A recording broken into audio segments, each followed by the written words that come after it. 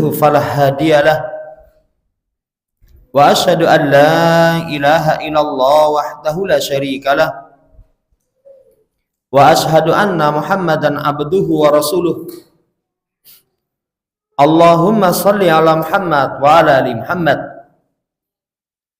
يا أيها الذين آمنوا اتقوا الله حق تقاته ولا تموتن إلا وأنتم مسلمون يا أيها الناس اتقوا ربكم الذي خلقكم من نفس واحدة وخلق منها زوجها وبث منهما رجالا كثيرا ونساء واتقوا الله الذي تساءلون به والأرحام إن الله كان عليكم رقيبا يا أيها الذين آمنوا اتقوا الله وقولوا قولا سديدا يصلح لكم أعمالكم ويغفر لكم ذنوبكم ومن يطع الله ورسوله فقد فاز فوزا عظيما أما بعد فإن أصدق الحديث كتاب الله وخير الهدي هدي محمد صلى الله عليه وسلم اللهم انفعنا بما علمتنا وعلمنا ما ينفعنا وزدنا علما. Ma'asyiral muslimin rahimani wa rahimakumullah, melanjutkan pembacaan Mausu'atul Manahi Syar'iyyah fi Shahihi Sunnati Nabawiyah, masih di Kitabul Madzalim. Pertemuan yang lalu kita telah masuk dalam bab Taglidu tahrimi safhi damil ri'im muslim bi ghairi haqqin, kerasnya pengharaman menumpahkan darah seorang muslim tanpa alasan yang benar. Pertemuan yang lalu penulis membawakan surat An-Nisa ayat yang ke-93. Siapa yang membunuh seorang mukmin dengan sengaja, ada 5 ancaman.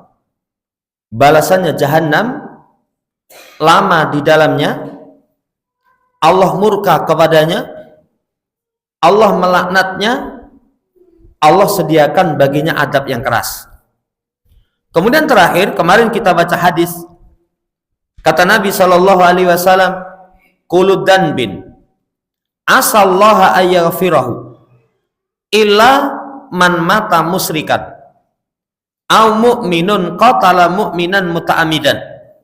Kata Nabi, semua dosa semoga Allah memberikan ampun kepada dia. Artinya semua dosa itu ada harapan mendapatkan ampunan, kecuali seorang yang mati musyrik belum bertobat. Nanti masuk padanya semua perkara yang membatalkan keislaman. Mati melakukan perkara yang membatalkan keislaman, Allah nggak akan kasih ampun. Misalkan memperolok syiar agama, praktek sihir, meyakini selain petunjuk Nabi lebih baik, melakukan perkara yang membatalkan keislaman. Atau seorang mukmin yang membunuh mukmin dengan sengaja.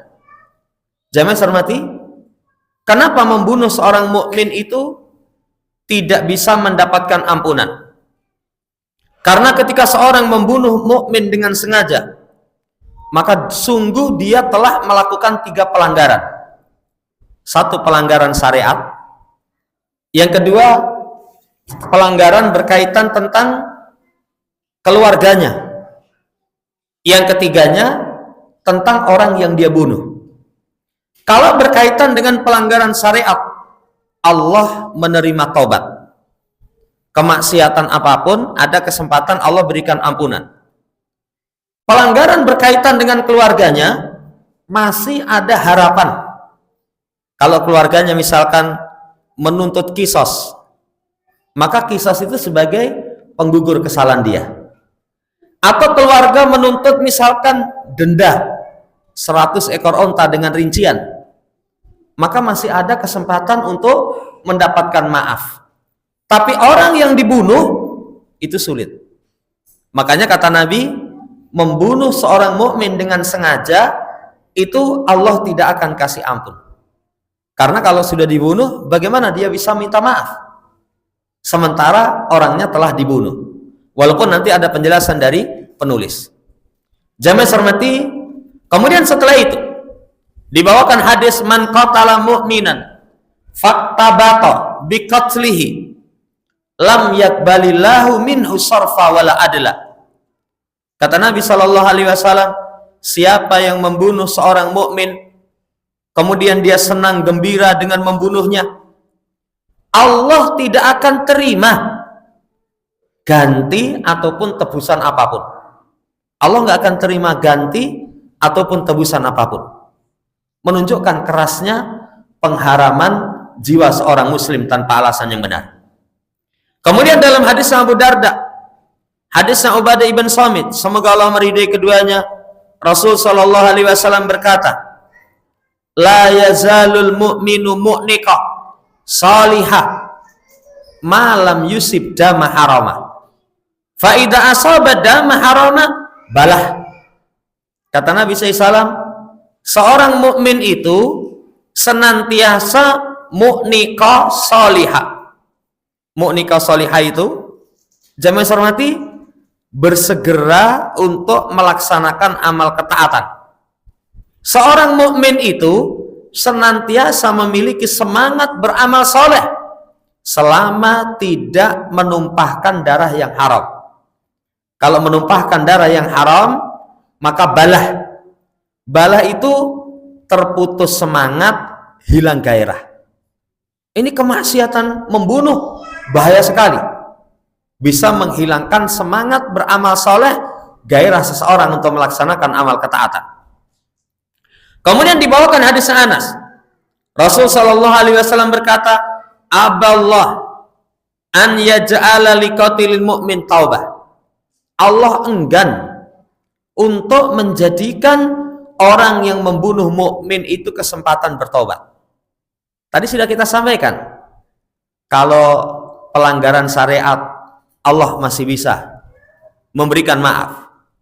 Kalau keluarganya Allah masih memberikan kesempatan dengan diat ataupun dengan qisas. Tapi kalau berkaitan dengan haknya orang yang dia bunuh, ini sulit. Sampai kata Nabi SAW, Allah enggan untuk menjadikan pembunuh mukmin itu kesempatan bertobat. Ini hadis. Hadis yang terakhir dibawakan riwayatnya Rifa'ah Ibn Shaddad Al-Qidbani. Beliau berkata, laula kalimatan sami'tuha min Amru Ibn Hamq Al-Khuzai lama syaitu fiha baina ra'sil mu'tar wa jasadihi. Wa sami'tu yaqulu, kata Rifa'ah Ibn Shaddad Al-Qidbani, jikalau bukan satu kata yang aku dengar dari Amru bin Hamqi Al-Khuzai, sungguh aku akan berjalan padanya di antara kepalanya mukhtar dan jasadnya. Aku mendengar Rasul sallallahu alaihi wasallam berkata, man ammana rajulan ala damihi faqatalahu fa innahu yahmilu liwa'a ghadrin yaumal qiyamati. Siapa yang memberi jaminan keamanan atas jiwa seseorang tapi malah dia bunuh. Ada seseorang diberi jaminan keamanan malah dia bunuh, maka kelak di hari kiamat dia akan membawa bendera panji pengkhianat karena sudah kasih jaminan keamanan tapi dibunuh. Ini menunjukkan, jamaah hormati, mengalirkan darah tanpa alasan yang benar itu hukumnya haram. Hadis-hadis ini, ayat dan hadis ini memberikan kepada kita pelajaran kerasnya pengharaman mengalirkan darah seorang muslim tanpa alasan yang benar. Tanpa alasan yang benar. Ini lebih khusus. Dan lebih umum itu darah manusia secara umum. Jadi kalau mengalirkan darah manusia secara umum itu keras. Itu keras.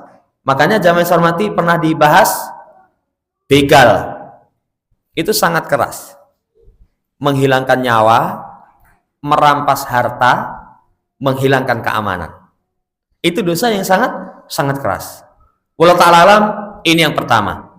Kemudian yang kedua, hadis-hadis itu menunjukkan seorang yang membunuh seorang mukmin dengan sengaja kesempatan tobat itu tertutup bagi dia.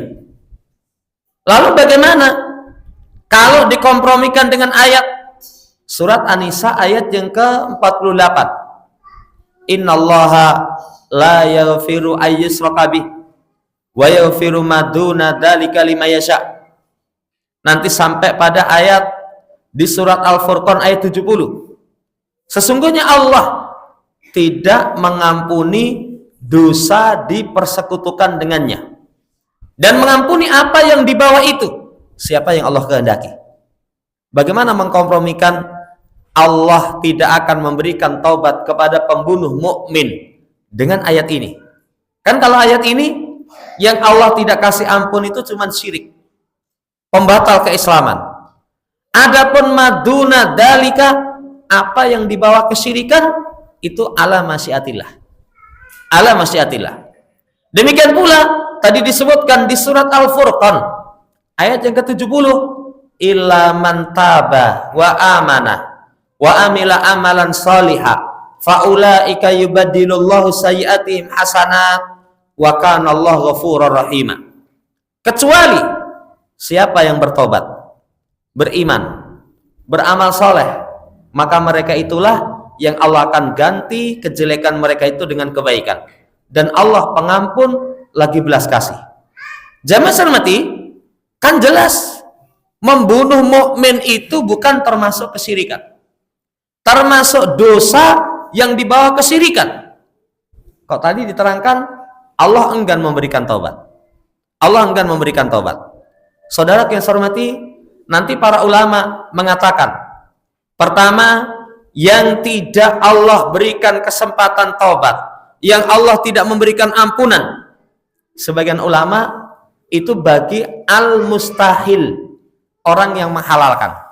Jadi kalau orang punya pendapat membunuh seorang mukmin halal, maka itu kelak dia tidak mendapatkan ampunan di sisi Allah Subhanahu wa taala, pasti mendapatkan balasan setimpal. Tapi ini pun dibantah yang lain.